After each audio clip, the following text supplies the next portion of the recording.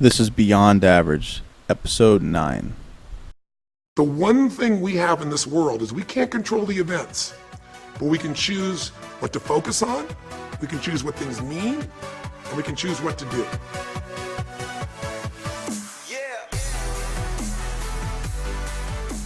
Hey, we're live. What's going on, everybody? Hey, how you doing? My name's Corey Anderson. Anthony Palmiato. We were just talking about a YouTube channel that everybody needs to check out. London Real is the name of it. When was the first time you watched it, Corey? Was it the Dorian Yates interview? The first one I watched was the Robert Kiyosaki interview. I think I sent that to you, right? You did. You told me about it. I Googled it, and it's actually one of their shortest ones. Some of their interviews are like 2 hours long, but totally worth it. His was only like 40 minutes, but it was a really good interview. And I think he was interviewing right before Robert was about to go on and do some show, because at the end he kind of cuts him off. But yeah, got me hooked, first one. Yeah, so basically it's a channel where it's an American living in London, and I forget the guy's name, and I should know it by now. I've watched enough episodes. But basically it's long-form interviews where he talks with people for 2 to 3 hours, to go really, really in depth on whatever topic they happen to be, talking about that week. So I first watched the one with Dorian Yates, who, if you watched our bodybuilding episode, which you should check out, we'll link to it in the show notes. Dorian was a 6-time Mr. Olympia in the 90s. So for, a span of 6 years, he had the best physique on planet Earth for 6 years in a row. And so, it's just kind of people like that who do something extraordinary that they interview, and really, really interesting perspectives on that show. Definitely worth checking out. Yeah, and they just like the Joe Rogan show and a lot of these podcasts now, they're so broad with the topics. And the London Real, they interview Robert Kiyosaki, who's a financial guy, Dorian Yates, the bodybuilder. They will interview whistleblowers for just every spectrum. So like you said, definitely check it out. It's a very interesting channel on YouTube. Which brings up an interesting point, because the way the media is set up today, guys like Peter Schiff, who everybody knows by now we're fans of, you go on one of these financial shows during the day, it's like a 3-minute segment. Like, how can you possibly discuss anything important and get a point across in 3 minutes when you're sharing the screen with 6 other people? Right. And not only that, as soon as a valid point gets brought up that's kind of against what the news program is set out to, message they're trying to convey, they cut them off or they attack them personally, and they kind of just skip to the next topic. And you never really get a full sense of what they're talking about, and you can never know who's who, who's full of shit and who's not. Yeah, I mean, fortunately for Peter, he happens to be pretty good at getting his points in quickly and talking over people if need be. But then on the other hand, there's guys like Ron Paul who sometimes can't get a word in edgewise because they're probably too polite. Right. And so, that format, that whole way of doing that stuff is just bullshit. It's I don't know, I guess it just fills up airtime for the news networks, but it doesn't really accomplish anything, in my opinion. No, and if you really look into the news networks, I mean, a lot of their questions are vetted. So when they get people on there, they're and that's why podcasts are so great, because not only can they not get a word in edgewise, a lot of the questions are planned and how they're going to ask them, when they're going to ask them. And the cool thing about podcasts, you just have a conversation for 2 hours, and you can really get to, like you say, get to the point, and they have time to really get out what they're trying to say. No matter if they have to try it once, twice, or 3 times, they have 2-3 hours to get their point across. Yeah, I mean, and we're going to do the episode on podcasting next week, because, like we always say, everybody's got something worth sharing. So listen to that one next week. We'll kind of help you get started if you've thought about doing it. But, one of the things we'll probably reference is the Joe Rogan show, which is one of the top podcasts out there. And it's like a 3-hour show he does, a couple times a week. And like you just said, it helps you really understand a subject, because when he's talking to somebody for 3 hours, it's not the bullshit questions that you typically hear in a 10-minute interview. You can go, if you want an example, look up Dorian Yates on YouTube, Dorian Yates interview. The first 10 hits are probably 10-minute interviews where he gets the same 10 questions over and over. It's not until you're on a show like the Joe Rogan Experience or London Real where, they kind of go beneath the surface and you actually learn something. That's the way to do an interview. Right, and actually the talking about the Dorian Yates episode. He didn't. He's known as, what's his nickname? The Shadow. The Shadow Man. The Shadow. And it's because he never did a lot of interviews, and especially after he retired, because people would invite him on to interview him, and they say, well, yeah, we love to interview, but can you bring your trunks with you and do some poses after, you know? And it sounds kind of gay, but he felt like a piece of meat. He's just a statue to go in there and flex. And he's like, he had something really worth sharing. He's actually a really intelligent guy. And London Real was like one of the first ones that didn't ask him to put a bikini on and flex. He just said, hey, come on the show. We want to hear what you have to say. And Dorian was all about it. And I think that's one of their best shows. I mean, maybe I'm just biased because, No. I like It's, Dorian Yates, but they say that over and over. That is by far their most popular episode. yeah, because he has so many fans. Well, not only that, I mean, all the fans watch it, obviously, but then I think it caught momentum because it was just such a good episode. They start talking about something they both happened to be into, which was those, I forget what they call them, psychotropic substances or psychedelic. They were talking about DMT. Yeah, DMT, which activates something in the pineal gland, which is a whole thing that I don't even understand, but that I can tell you probably about should. it if you want. It's pretty. It's very. It's called like the seat of the soul, and it's kind of where your soul sits, and it kind of connects our spiritual world with the physical, and it's just such a deep topic, and you can tell that Dorian's been experimenting, because with what he says, you can kind of tell. And there's something that's funny, and DMT is like it's kind of painted as a drug. Is it something you smoke? How do you take it? It is. It's actually found in just about every animal, plant on the planet, which is one of the things that make it so interesting, is because it's found everywhere, and we produce it. And the two times you supposedly produce it the most is when you're born and when you die, and that's why they say it's like the seat of the soul. And when you smoke DMT, it's your soul's able to leave your body and just go into this other dimension. And it's kind of the DMT chemical is what makes you dream at night. And like I said, your body produces it readily. And your pineal gland is like heavily protected by your brain, but for some reason, and like that's when you drink alcohol, even when you smoke pot, like a lot of this stuff doesn't affect the pineal gland because it's so protected. But for some reason, when you smoke DMT, the floodgates open and it goes right to the gland. So there's been of studies and stuff, but I'm actually reading a book right now called DMT, the Spirit Molecule. And it's a really cool book. Maybe we'll put it in the show notes if you're into that kind of stuff.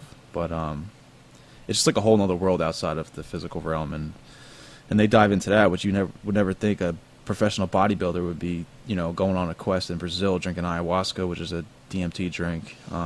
He's smoking DMT, trying to find himself, and it was a very interesting show because you really didn't expect that from him. I mean, I buy into whatever they're saying because both of those guys who I had known independently of each other before they did that interview, I had come to respect because I heard the London Real interviews. I knew this guy was an intelligent guy. I think he's an MIT grad, if I'm not mistaken, and he's living in London now. And then obviously Dorian, who I follow because I'm a fan of bodybuilding. So I had respect for both of them. And when they were talking about DMT, how they both pretty much said it changes your life, changes your whole perspective on everything. There's something to it because it's guys who you have respect for telling you that. So it's not, they're not selling anything. They're not trying to feed you a line of bullshit. I definitely believe it. And shrooms is like another example of like a psychedelic. It activates a different chemical than DMT, but again, there's some of these psychedelics that change the way you think, and that's actually a big part of why they were made illegal in all Schedule 1 back in the 70s, is because everybody was tripping and on LSD and taking shrooms. Everybody was thinking that's the most dangerous thing going for a government. It scared the shit out of the government, and they're like, dude, they're protesting the war, because you sit down and think about it. If you sit down and think, you're not going to pick up a rifle and go halfway across the world just to shoot somebody because someone told you to do it. And that's it. It made everybody question things. And it scared the shit out of the government. Schedule 1, most dangerous illegal, drug you can have, supposedly. But it's crazy stuff. It really is. It's a very interesting topic too. So if you're into the spirit world and get to know yourself, definitely look into it. So I'm just making a note now to link to the Dorian episode in the show notes. Definitely check it out. It's a really good episode, even if you have no interest in bodybuilding or fitness. Just the conversation they had was pretty good. So check it out. Yeah, they kind of hop all over the place, and then hopefully maybe you'll discover another interview on there that you can watch and probably change the way you think about the world. because Yeah. he's done so many of them. He puts out one once a week, and how long has he been doing it? A few years now. Yeah, I think so. And that's really the beauty of the long form interviews like that, is because, whether it's Rogan or London Real, they go into different directions that are not planned, so you learn more about somebody than what was scripted, which is why Right. that's the way to consume media, because that's how you learn, that's how you find out things about people. Even stuff that's not as important, like I listen to a podcast called Let There Be Talk, which is supposed to be Let There Be Rock, which is an AC/DC song. It's this guy Dean Del Rey who he was like an 80s rock and roll star, and now he's a comedian. And he's got rock stars from the 80s, like, who are kind of not the biggest rock stars, but like on the scene. And it's just crazy to hear their stories, because when you sit down with somebody for 90 minutes or 2 hours, you're going to hear things that you never knew. So it's just podcasts are just a really awesome experience, because you can customize. You're listening to whatever interests you, and it's like my favorite way to learn. Right. And the cool thing too is because when stuff is crammed into a television show, like you said, they have a script, they have the answers they want to get, and then that's what they're going to put out, and that's what they're going to spin. When you get a podcast, you can have a conversation, because if you watch the Joe Rogan Peter Schiff episode, it starts off with Joe Rogan's kind of seems like he's enamored by the guy, and then like maybe 15, 20 minutes into it, he starts critically asking him questions and disagreeing with him. But it's all in friendly disagreement, and it makes both of them think, and they start asking questions, and you get to just listen to the conversation about, from two different people that have two different ideas of business and capitalism, talking about it. And you can kind of pick out what you believe in or what makes sense, and they kind of just give the facts. And like you said, it's a different way to learn. It's 10 times better than a reality show that we call Fox and CNN. I think the traditional media is, those days are numbered. The whole Right. idea of think about terrestrial radio. The idea that if you want to listen to a radio program, say you like somebody on the radio, you have to be in front of a radio at a specific time, and you have to keep the radio in front of you to listen to that program. Like, Right. That's such an antiquated way of doing things. Now with a podcast, you can have it automatically downloaded to your phone. You listen to it on the go, as long as you have a pair of headphones, whenever you want. Right. And the same And, thing's happening with television. Exactly. And then you get, you can have alerts sent to your phone via email. So boom, as soon as one's posted, your favorite show's on, you listen to it. And like you said, I think the media's days are numbered, which I'm glad, because it's just so much shit that surrounds the mainstream media, how it's bought and sold, and it's just a propaganda machine. And the fact that we can move away from that and kind of get back to what media is supposed to be, which is kind of to bring you the truth so you can make your informed decisions. I think that's very important. Yeah. Even the bullshit stuff, whatever it is, even television shows, I just think like the idea of tuning in on Thursdays at 8 o'clock to watch your favorite show is like over. I think before we know it, it's just going to be like Netflix will be what it is. You know what I mean? It's just on-demand programming. Right. Almost like it's because everyone, you're right, because everyone kind of lives a freelance schedule, more and more these days, where they kind of just doing different things at different times. And like you said, you might not be able to make it at 8 o'clock, Thursday night to watch whatever program you want to watch. So it's definitely, I think, a peek into the future. But of course, we have tons of government regulation that impedes the progress of pretty much everything. So, which is something which actually I'm glad you said that, because I wanted to bring some up. Was a Trans-Pacific Partnership, which I don't know if you're familiar with that. About basically what it does is if it's the whole ring in the Pacific Ocean, like all the Asian countries, United States, Canada, minus China and Russia, it's kind of a leverage against them. It kind of gives the United States and all these countries where they can start suing each other. And it's just, the one big thing that's getting snuck in with it is the privacy of the internet. And it makes me kind of fearful that someday we're not going to be able to go on the internet and speak our minds because of, and this is the first step, in my opinion. And you don't see it on TV. How many people listening to this have heard the Trans-Pacific Partnership? If you've been following it the past probably 2 or 3 years now, and I'm sure it goes back even further than that, they've been trying to sneak legislation in, and it's like every couple months they just change the name of it, whether it's like CISPA or PIPA or whatever the hell they want to make up an acronym for, trying to regulate the internet and all that bullshit. Yeah, and they always use these big words. Trans-Pacific Partnership. Oh, it sounds so legit. Quantitative easing. Ooh, that sounds so nice, doesn't it? No, it's just money printing. Money printing. That's what, but they can't say that. The IMF, International Monetary Fund. No, it's a World Bank. The That's World all it Bank, is. that's it. But they don't want to hear that. And then they can print SDRs, which is special drawing rights. That's world money. You know what I'm saying? Like, they use these big fancy words to throw people off and to make it seem like they know what they're doing, when in fact they're clueless and they don't know what they're doing. And then and you can argue that they're, the powers that be are driving this country in the ground on purpose, because if that was the goal, they're doing a great job at it. Well, listen, as long as there's power in government, someone's going to be trying to buy it. Exactly. So, if you have limited government that serves its purpose and, basically provides a national defense, and that's it, there's nothing to be bought or sold. So you're going to get rid of, lobbyists and all that other crap. Exactly. But until then, forget about it. Right. And I think you mentioned in the past with that's the problem with democracy, is people can just kind of vote what they want in. Vote the person in that is going to give them what they want. What's the saying? Democracy is two wolves and a sheep voting on what's for dinner. Yeah. No, it's absolutely true. And if you look throughout history, democracy always ends in fascism or communism, and it's just because, like you said, the government can be bought, and once that happens, you start running into real trouble. Well, basically what happens is any democracy that starts out, it sounds like the most fair way to do things, and then over time they just vote themselves broke, because they just, 51% will always vote to take from the 49%. Exactly. And that the thing is country a la Bernie Sanders. I love Bernie Sanders. Yeah. This country is based off being a republic, and people don't realize that. And that's where we have, government being governed at the state level. And then the only reason for a federal government at that point is just to kind of govern the states in, in legal disputes, But, the states are governing themselves.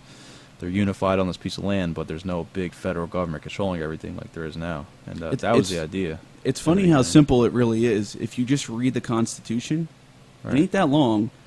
That's what the federal government can do. It outlines what the federal government can do, and everything that it doesn't say means that the states do that. Right. And or now, decide for themselves. Exactly. And now they just took control of the Constitution, and they kind of just, the Supreme Court just kind of do what they want now. And that's why we've had these, the TSA and Guantanamo Bay still open, and we can just detain people. It's a freaking mess, and it's a joke, really, that they're kind of pissing all over the Constitution. It's embarrassing, and it doesn't seem to be getting any better, because if you watched our presidential debate for the GOP last week, what a shit show that was. Oh my God! I was just watching clips before the show just to kind of brush up on it and just listen to what these clowns had to say. And what was your thoughts overall? Well, still I stick with Rand Paul. For now. For now, yeah. I mean, they all do this. They all change they all been doing it, no matter who you're rooting for. They change their views left and right, day by day, and something Tom Woods said about Rand Paul, because there was an old show that Tom Woods was talking about Rand Paul, and he said he was pissing him off too, because Rand is kind of jumping around. But I think we talked about this, during the week, was, he might be just kind of picking his words carefully, and once he secures, the primary, he's going to blow the doors off, and he's going to unleash what he wants to do. Once it's Democrat versus Republican. But well, here's my problem with what he's doing. I thought Rand Paul was my guy, and right now he still is, but I'm not excited about him. You know what I mean? Right. I'm as libertarian as they come. Ron Paul was my guy. I felt excited about Ron Paul. I donated to his campaign. I shared all his stuff on Facebook and social media. I introduced Ron Paul to other people. I don't know if I feel that way about Rand Paul. I mean, I like him, but I don't love him. And I think that's the problem, because I think a lot of libertarians have the same viewpoint as me. I mean, if you don't know, his campaign is going terribly. He's not raising any money. He's not doing too well. He was polling a lot better previously than he is now. I mean, if you look at the debate numbers, he didn't do very well according to the public. Right, and it's a shame. And like you said, he's not Ron, which is unfortunate. Yeah, I mean, my hope, like you said, is still that he's a wolf in sheep's clothing, that, he's playing nice with the GOP, trying to get to the nomination, and then once he has it, he'll show himself as the real libertarian he is, and just kick Hillary's ass for the in the actual election. But I don't know if it's going to happen. And, he still has some issues where I'm not totally on board with him, so we'll have to see how it plays out, but... Well, one thing he mentioned that why I kind of I'm kind of favoring him a little lately is he pulled back on what he said about Israel. There's a lot of speculation, a lot of conspiracy, a lot of shit with the relationship between us and Israel. We don't really have the time to get into now, but I'm not a big fan of it. Us supporting Israel. I think we should just leave it alone. And he kind of danced around that, where he said he supported it, and they asked him that question again, and he kind of said. Basically what he said, he doesn't support funding them, but he said it in a delicate way like we were just talking about, where he's just trying to not just rock the boat too early, and get himself kicked out of the election, So I'm hoping that's what it's for, and he's going to... Just the idea that we have to give countries foreign aid is a joke. I mean, we can be friends with whoever we want. Doesn't mean we have to subsidize their country with billions of dollars, Yeah. And honestly, as a rule of thumb, I mean, everyone's got their own beliefs, but as I was listening to what they had to say, as soon as they would mention war and Iran deals and weapons of mass destruction, they immediately got thrown off my list of who I would vote for. And just because we've moved past that, they don't have chemical weapons. They don't. It's just all a bunch of. It's a facade to keep us over there, to keep us fighting. War is big business, and any politician kind of standing behind it at this point kind of makes me question their character. So that was something that I kind of noticed. Speaking of guys we ain't voting for, I don't know how anybody can still be supporting Chris Christie. I mean, this guy makes my stomach... He's the fucking worst, man. This guy makes my stomach turn every time he talks. I mean... The thing is, his views changed so much over the years, I feel like. Because I did like him at first, because he kind of wasn't... When he first was the governor of New Jersey, I guess because he wasn't saying as much, and once he opened his mouth, I guess that's kind of... Well, I definitely supported what he was doing when he went to bat against the teachers union, because, and actually most of my teacher friends should have been supporting him on that, but they probably didn't know any better, so we're siding with their own union. But I liked when he did that. I thought that was good, but a lot of the stuff since then, the whole Bridgegate thing, and he's just another politician. I mean, they're just... You really just find out that 98% of them are all the same. Yep. And it's sickening and disheartening, but that's why I think Donald Trump's a breath of fresh air. I mean, the guy's a wacko. I'm not going to vote for him.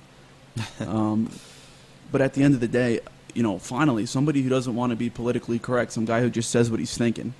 I mean, I think he made himself look like a clown. But at least the guy says what's on his mind. Yeah, you got to respect it. I do. I slap my forehead when he opens his mouth, too. But, sometimes he says the truth. And, and I like him as a businessman. They always bring up, he filed bankruptcy.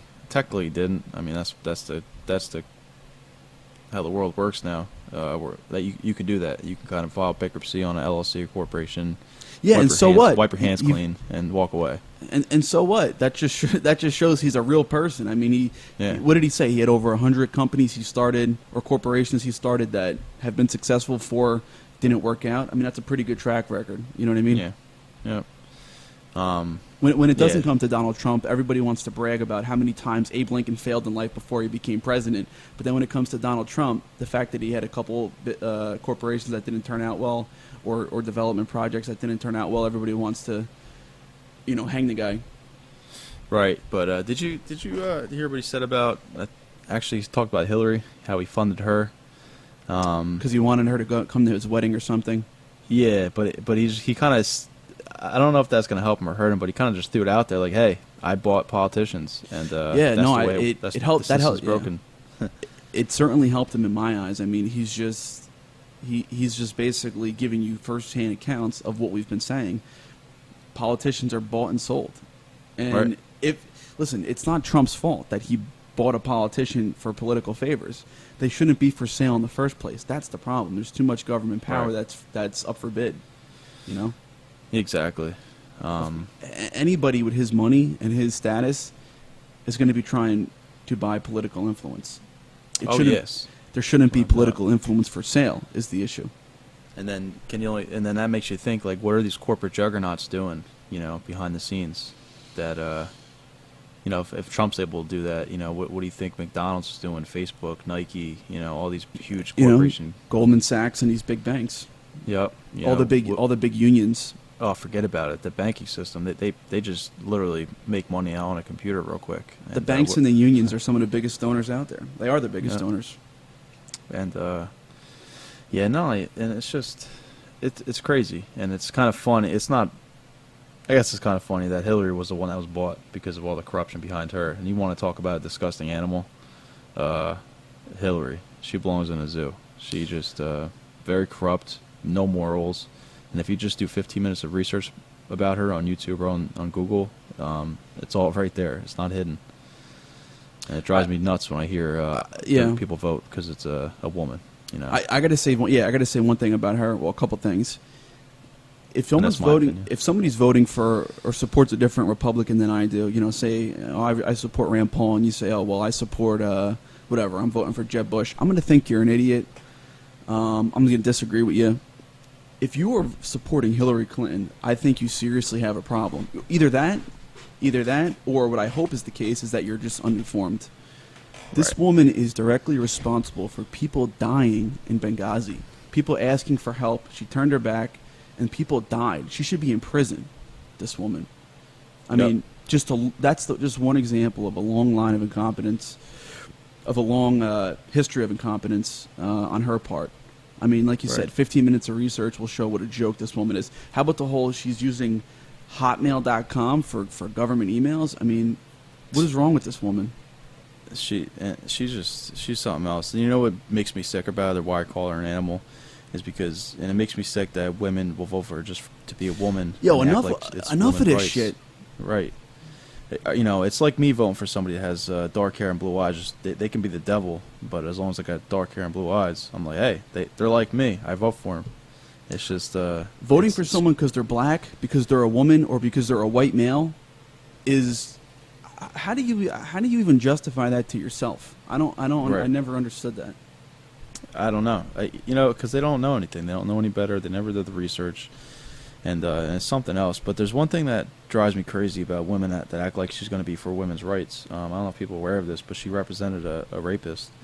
And she got him off, and she made a joke of it. There's actually a recording. You can go right on YouTube and look at this. It's a recording. You can just Google Hillary Clinton defends rapists, and the phone call will probably pop up. And she's sitting there laughing about the fact that she got this guy off. And she said he took a lie to test her. This is quoted what she said. I'm paraphrasing a little bit, but she said he took a polygraph test, a lie detector test, and she starts laughing. She's like, "That's the last time I believed in polygraph test because he passed." Ha ha ha. And we're talking about rape. He raped a girl, and she's sitting there laughing about it, thinking it's a big joke that And she wasn't appointed to this guy. She did a favor for somebody to defend him. So that just goes to show you what kind of morals she has. It also shows how out of touch these politicians are with the real world. Say what you will about Trump, but, I like the idea that we have a businessman or a doctor or somebody else running for office as opposed to just lawyers or career politicians. I mean, Barack Obama has never done anything in his life besides politics. And I'm not picking on Obama because that's a lot of the politicians in Washington. They're just professional politicians. Right. That's all they are. And we need real people to run for office. Ron Paul, they're both doctors. I mean, Ron Paul was in Congress for years and years and years, but he was a practicing gynecologist before that and delivered so many thousand babies or whatever. He's got experience outside of Washington. Right, and we'll go back to Hillary for 1 second. What she did, what she said about businesses. She said businesses don't create jobs. When I heard her say that, I didn't think she'd have one supporter left, but apparently she does. I mean, how crazy is that? How asinine is that to say? Do you think that she's a liar, or do you think she's stupid? Because those are the only two options. She can't really believe herself when she says I something think like she's that. a liar because you know me. I kind of question things to the extreme, and the Bush family, the Clinton family, the Rockefeller. There's a lot of funky shit that goes on between those families, and knowing the Clinton name and the scandals that they've, her and Bill met years ago. I think she was a lawyer and he was just a politician or whatever the fuck he was doing, and together they've been through so many scandals, even murder scandals. Someone that was catching on to us, it's like some real estate scandal he's involved in. The main witness or whatever, he was found dead. They said they commit suicide, but the gun was still in his hand, and all the blood was missing. Basically, the body was moved. That was just one instance. I mean, there's just a rap sheet with this family. So, I mean, I think she's just a liar, and I think she's sick. And I would hate to see another Clinton or Bush in the office. As we get closer to the election, we'll probably dedicate a whole episode to whoever's running, because it's probably going to be Jeb Bush versus Hillary, and we'll just point out why both of these people are so messed up and how you just literally can't vote for them otherwise. Once you really understand what these people are about and what they want to do, I don't know how you vote for them. I just don't get it. No. And if you want to know about Bush, again, you just hop on YouTube and look up Prescott Bush and the funky shenanigans he was involved in and all the companies he was involved in. You look at H.W. Bush, his name's on signed documents with Osama bin Laden's brother, around 9/11. Now, you can speculate all you want about that, but, the guy knows him. He knows his brother. He's doing business with him. That's George Bush's father, George H.W. Bush. And it's just, like you said, these people are just, they're not good people. And the fact that they're still able to persuade the American public kind of makes me question some of you people out there. Hopefully not the people listening to the show, because you guys are beyond average. But the average American, the way they think about politics is just, it blows my mind. The problem is that everybody consumes their media from television, and you just can't do that anymore. All of it is slanted one way or the other. Fox one way, CNN the other way. You have to get your media from multiple sources, and you got to go on the internet. That's the only place you're going to find all different viewpoints. And take it a step further when you go on the internet. See, go to, it takes a second, but go to the Contact Us page and see who's behind the site. See who's funding it, or see who you're calling. Don't just take advice from any website you read. It takes only a second to see where it's coming from, because some of these websites out there are bought and sold by the big companies, but there's with that being said, there's still so much information out there that is legit news that it's the truth, and that's what you want. The truth shall set you free, right? Yeah, and it goes back to what we were talking about earlier with the podcasting. That's probably one of the easiest ways to get news. I listen to Peter Schiff and Tom Woods, nearly every day. These guys release podcasts like 2, 3, 4 times a week. So, there's no excuse to not be informed about what the hell's going on. No, and they're really reliable. Like, you take Peter Schiff, and he'll read the numbers off. He'll give you what he thinks, and you can kind of make your own decision. But he gives you the straight numbers of what exactly the Fed numbers are putting out, stuff that you're not going to see on the TV. And if it's on the TV, it's spun in a way to make it look like, recession, we've recovered. I was watching interviews with people asking why they're going to vote for Hillary, and what people say is just it's insane. They're saying, this recovery, we recovered quite well through the Obama administration. I'm just like, yeah, or I think it's time we had a woman in the White House. What do you mean it's time? What does that even mean? It's time we had somebody competent in the White House. I don't care if you're a man, woman, you're purple or green. If you have an idea of what's going on, I'll vote for you. You don't have to be a woman or black or a certain color or a certain height or have certain color eyes for someone to vote for you. That's the most ridiculous thing I ever heard. Yeah, it's a sad way to live your life. If you're gonna base it, that's like me, eating something because I like the color of it. It just doesn't make any sense. Right, one has nothing to do with the other. Yeah, it blows my mind. And I really. How do you weed these people out? I don't know, because these are the ones that get bought with these. This is why democracies don't work, is because people like that vote with their dollar. Who's going to get me more stuff? When they don't realize, somebody has to pay for it, one way or another. Whether it's printing money, devaluing the money you have in your hands, or it's someone being taxed. So I don't know. who else? So we mentioned Christie, Trump. What about Rubio? I heard he's the next JFK. That's what people compare him to, which makes me sick. Well, they say they thought that Rubio and Ted Cruz both did pretty good in the debate. I thought they did okay. You know, as far as playing politics goes, obviously I don't necessarily agree with them, but they certainly helped themselves in their campaigns. Rubio and Ted Cruz did. There's a couple nobodies up there on stage. There's just so many candidates right now. It'll be easier to kind of criticize them and critique them once the field gets narrowed down a little bit in the coming months. Yeah. Well, the reason why I don't like the comment he's compared to JFK because John F. Kennedy, before he was taken out, he was trying to get us home from Vietnam. He was trying to fix things with Cuba. He was trying to fix things with Russia. Trying to fix our dollar. Trying to talking about possibly ending the Fed. Right. He was doing what we desperately needed and what we desperately need now. The United States needs to bring our troops home, close the borders, and do a whole lot of apologizing to the rest of the world. That's what we need to do. That's what he was doing. And Rubio was talking about leaving the sanctions on Cuba and all this bullshit. And it's like, please don't compare to him to somebody like John F. Kennedy because you're devaluing what John was all about. And it just kind of makes me sick, to be honest. But, hey, that's the mainstream. That's how they're going to spin things. Right. I was just going to say, well, that's what you're going to hear if you're listening to Fox News or CNN, whatever right. twisted version of news you're consuming. Yeah, and legitimate. It's all scripted. It's not. They have scripts. I mean, it's. I don't know if actually one thing that Rand did, which was kind of messed up, but what the fuck is her name? The girl on RT. Oh, the one that. She did an interview with Joe Rogan. A couple of them. Yeah, what's her name? I'm gonna remember it as soon as the podcast is over. Tall with dark hair. Yep. Right. Abby Martin. Yeah. Yeah.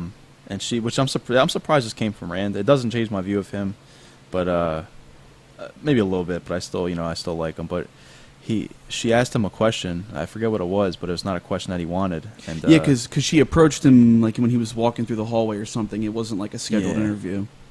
And he didn't like that, so he had her basically blacklisted. Was going to have her almost. He was going to have her media pass revoked, so she couldn't go to events anymore and stuff. And they interrogated her for an hour, and it was a big issue. Obviously, you're not going to hear about it, but it was pretty wild. And they come from Rand. I was a little surprised, but that goes to show you some of the mainstream ones probably have even stricter rules where don't ask me certain questions because I don't want to answer them. Well, also too, probably he didn't know who she was at first and thought she was some establishment journalist who was going to trying to catch him with some quote out of context or something. Maybe that was the case. I don't know. Right, exactly. We weren't there, so we really can't say what the case was. But you're exactly right. It could have been that too. So, and Abby's a little bit of a hipster, so you kind of got to take what she says with a grain of salt, as well. So she's always one kind of reaching for a conspiracy too. She is. She'll be real quick to, but I have to admit, she does bring a lot of interesting facts to the table, that make you question it and think, some of the stuff some of the stuff she says does hold water. So I can't, but you're right. She's always that's the trouble with actually doing your homework into things is because when you believe in conspiracies, there are conspiracies. There's a lot of fuckery going on out there, but for every 10 stories that you're talking about conspiracies, maybe one of them is true. I don't know. I'm just making up numbers, and so what happens is you get a lot of the boy who cried wolf type shit where people kind of get numb to what you're saying because you're always talking about, Building 7 at the World Trade Center, or what's the island where all the rich presidents go where they do those voodoo chants and all kinds of weird shit? Oh, the Bohemian Grove. Yeah, Bohemian Grove. You hear all kinds of weird stuff. And eventually guys like Alex Jones, you kind of lose some credit with regular folk who aren't as in touch with that stuff because you keep talking about it. But at the end of the day, some of that stuff is true. Right, and I try to. It's called I don't know if it applies here, but it's called cognitive dissonance. Is when you're approached with an idea that's totally absurd and against what you've been told or what you've learned throughout your life. Your brain kind of shuts off, and you justify why that is, and you say, no way, that's not true, because it just totally shifts your paradigm to an extreme where it's like, wow, you know, this just seems unbelievable to you. So And that's then the problem. and then you end up digging your heels into your own position, and you're even further reluctant to listen to any other viewpoint. Exactly. So when I watch these videos, I try to watch them from Robert Kiyosaki always talks about 3 sides to a coin, heads, tails, and the edge. And you want to stand on the edge and look at the issues. You don't want to take one side or the other. But I look into conspiracies a lot. Just I don't know why it interests me. It's just kind of I like to know what's going on. And I can tell you right now, we live in like a matrix. It's not even. There's no question in my mind about some of the conspiracies out there. And I've watched the other sides, and they just. It's like you said, a lot of fuckery's going on, and it's not cool. Yeah, one of the reasons I think that libertarians have a really unique perspective is because most people aren't born as libertarians. Like I grew up in a world where it was Fox and CNN. It was left or right. It was conservative or liberal, and that was like the 2 choices, as if there was only 2 options to look at things in the whole world. And so once you decide that you're a libertarian and you don't kind of go A or B, and you realize that there's C, D, the rest of the alphabet, there's not just 2 options to things. Your whole life changes in a sense that you now have perspective that most people who just follow mainstream stuff don't. You know what I mean?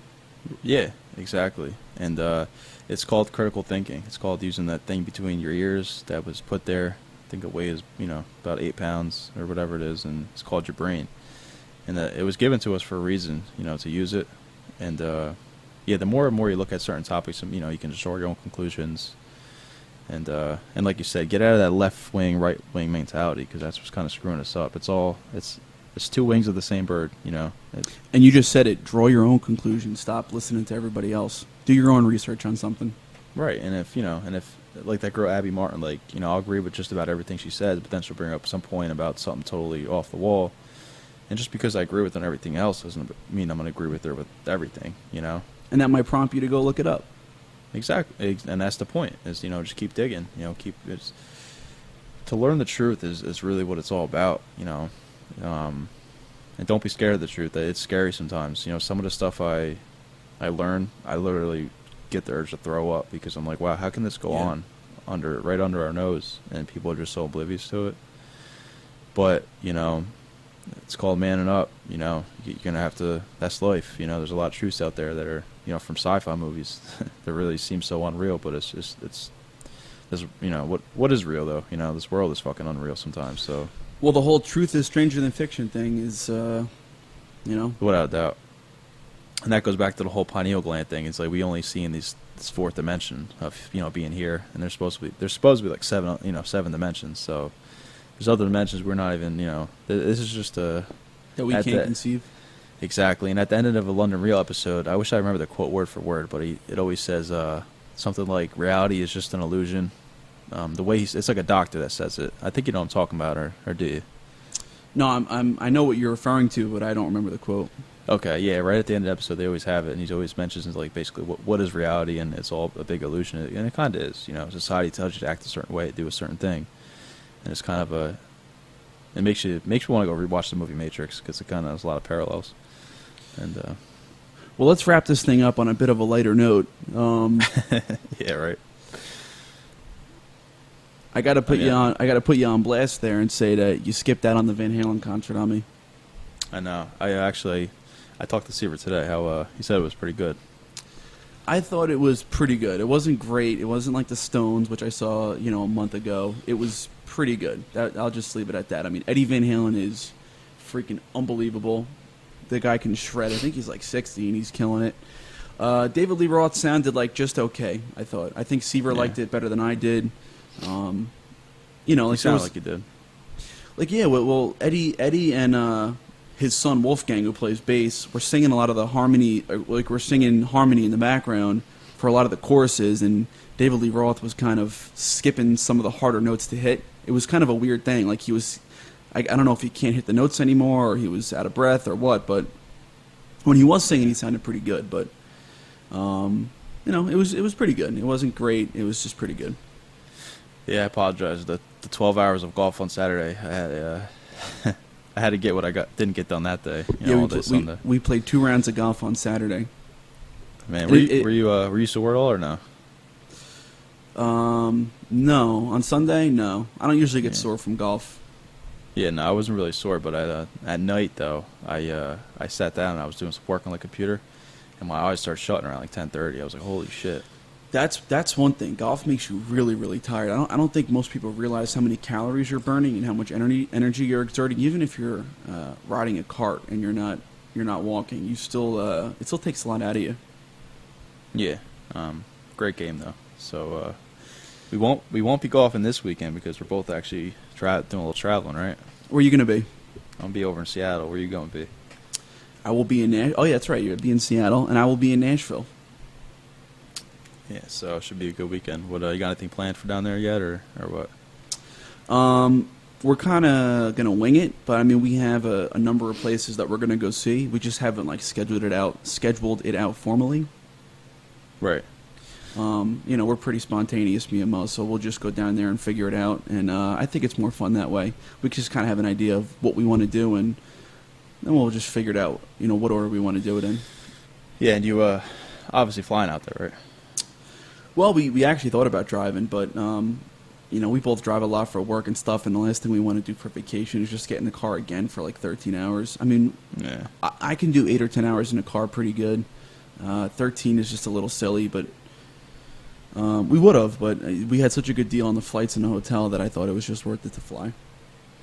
Yeah, I'm not a big fan of it. It's just such a weird feeling. It's like a big bus coming off the ground. It's fucking weird to me, but you got to do it, right? You got to get to point A to point B somehow, and not take a week to get there. So, well, that's why eventually we got to get our own plane, and you can come and go as you please. Yeah, it's gonna be a beautiful thing, and I lucked out too because the tickets prices that I was trying to get the best deal I can, and I was trying not to go past like the 5-week, 6-week threshold. Mm-hmm. And as soon as I bought my tickets, I said, "Fuck it!" I found good times to fly. That very next week, they jumped up $100. The following week, wow. $200. I'm like, yeah. I was like, oh, Well, I would imagine for the reason you're going out to Seattle, the tickets would spike, for that particular weekend.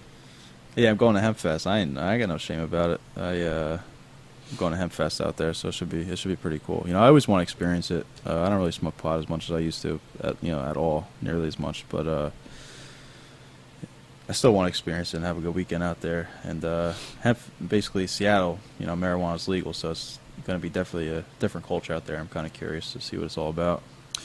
Well, it's the first state of many. It'll be, before long, it'll be the entire nation like it should be, because I don't know why anybody has the right to tell you what you can or can't do to your own body, but that's a different topic for a different episode. Yeah, and I'll probably bring this up again in the future, but you should go check out the documentaries on Netflix called Culture High, and really good documentary that kind of dives into everything. It actually starts off real sad, and that's all I'll tell you. And it kind of smacks your head right into you kind of dive right into it, and it's really, really fucked up. But there's a bunch of good ones on Netflix. Yeah, I think you watched Culture High, right? Would you agree that's probably one of the best ones out right now? Yeah. I mean, it was really, really interesting to watch. I highly recommend it. Whether you know a lot about the pot industry or nothing, it's very enlightening. Yeah, and they kind of actually, they don't stop at pot. They talk about everything. They talk about just the drug industry in general. And they talk about, what is it, Portugal? What country is Yeah, Portugal made drugs fully legal, and like the rates of addiction and violent crime just absolutely plummeted in like the years following. And the thing is, these people that have drug addictions, that they're filling a certain void in their life that's missing or that was damaged. And it's like, I don't understand the reasoning that you're going to punish somebody for hurting themselves by hurting them more. You know what I'm saying? It's just such a backwards way of thinking. Those people need real therapy, not just pill therapy, And we can go down the wormhole again, because then you say, well, that's because we have for-profit prisons, and that's a whole other thing, and it's just the whole thing is so messed up. You know what's fucked up, man? I sit here, I work from home all day, so I'm able to just listen to podcasts after podcasts, and it's great. And but I feel like every time I learn a new piece of information, I'm just like, holy shit, that's a whole area that I have no idea about. And you become very aware of how little we actually know. Right, and that's actually ties back to DMT because when you smoke that shit, it kind of you realize that you know nothing about the world, and yeah, that's all I can tell you. Is you don't know nothing. All right, so let's on that note, let's wrap this bitch up. This one's going to be beyondaveragepodcast.com/009, facebook.com/beyondaveragepodcast. Follow us on Twitter, tweet BAP, and subscribe to the damn show on iTunes. We're picking up subscribers, and leave us a damn rating. Comment and give us 5 stars. We'd certainly appreciate it. And that's about it. Anything else, Cor? No, that's it. Thanks for tuning in, everybody. We appreciate it. Go check out the website and everything else. All right.